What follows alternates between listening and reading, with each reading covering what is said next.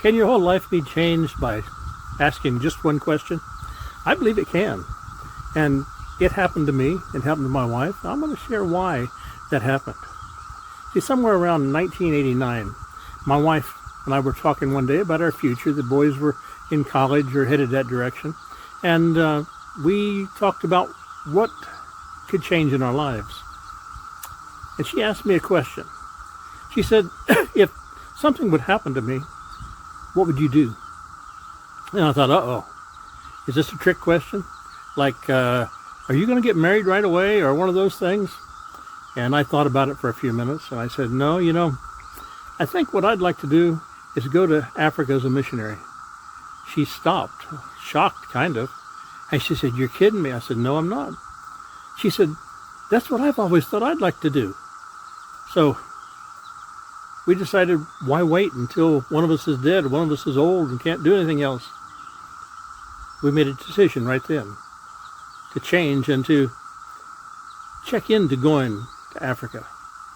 It seems that one of our friends from another congregation, sister congregation across town, was involved in missions. He was an elder in the congregation there, and they supported some missionaries to Kenya, East Africa. So I called and asked him, I said, hey, can you tell us a little bit about this work, what you're doing, what's going on? He said, well, yeah. He called me back later that afternoon. He said, can you and your wife come over for supper and share with us? So, well, sure, yeah. So we drove across town, went and had supper with them, and they showed us pictures and slides and videos and talked all about the work. Been there. They'd been there to visit several times. Well, that was wonderful. We learned a lot, and it kind of cemented our idea that, yeah, this is something we'd like to do. Well, about 2 weeks later, he said there's a congregation south of Flint, Michigan, a little place called Livonia, which is a suburb of Detroit. He said, just so happens they're looking for a missionary to send to Africa. Would you be open to talking to them? I said, sure, great. So a couple of weeks later, we made arrangements, went down and had supper with one of the elders down there and talked about the work. And they were excited that we were excited about it because the missionaries they had in the field were getting ready to leave. And they wanted somebody to come in and fill in that place.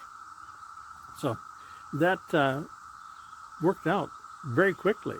Within 4 weeks from the time we started praying about, Lord, we think we want to go to Africa, but we're not sure, lead us to put us in contact with a congregation that we're looking to send somebody to Africa. That's kind of scary. It makes you stop and say, is this really what you want?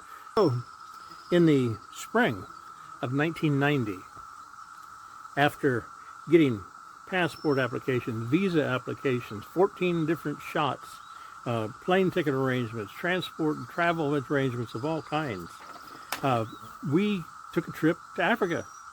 That quickly, it all turned around and went. So we went to Africa, went to Cameroon, East Africa first, and checked out the work there. Then went across to Kenya, East Africa, and we spent 4 weeks getting to know the missionaries that were in the field there, talking to the people, visiting the churches, all those things, and decided, yeah, I think this is something we can do. So I came back and we resigned our work where we were at and began to plan how to transition, and we did. By the middle of 1990, we were on our way to Africa. About 6 months after, we started praying, God, lead me in some way to go. Now, here's what I'm trying to get at. Here's the challenge I'm giving to you. Can a simple question change your life? Well, the answer is, of course, a resounding yes, it can. Now, here's the question maybe for you. What question do you need to answer? What challenge do you need to consider? What adventure do you need to begin, maybe? You see, the question we need to face may not be one that is as challenging as the one that my wife and I took.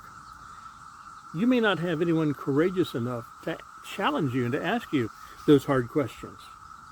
Could it be, though, that there's a greater purpose in your life? Could it be that there's a way for you to touch more people, to influence others in some way? Maybe it's as simple as starting to call or write, to contact other people and encourage them, and in yourself being encouraged in the same way. Maybe it's more challenging. Maybe it's like starting a YouTube channel at almost 78 years old to reach others. Whatever it may be.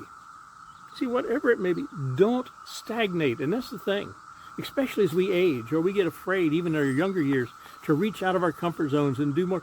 Don't be afraid. Don't stagnate. Use your gifts, use your talents, even if, now here's the catch, even if you don't think they're as big as somebody else's. Maybe you think they're just, I don't have a whole lot I can do. I don't have anything that I can reach out for. Challenge yourself. Begin looking. You see, that's why I started this YouTube channel. I wanted to inspire and to encourage you to be all that you can be all of the time. See, we moved to Africa and we experienced a whole new culture, a whole new way of life, living in a different world. Believe me, it was different. But we learned to love the people there, a loving, giving people. We worked in the poorest slums and we worked out in the villages in the bush. We came back changed, and it was all because of one question.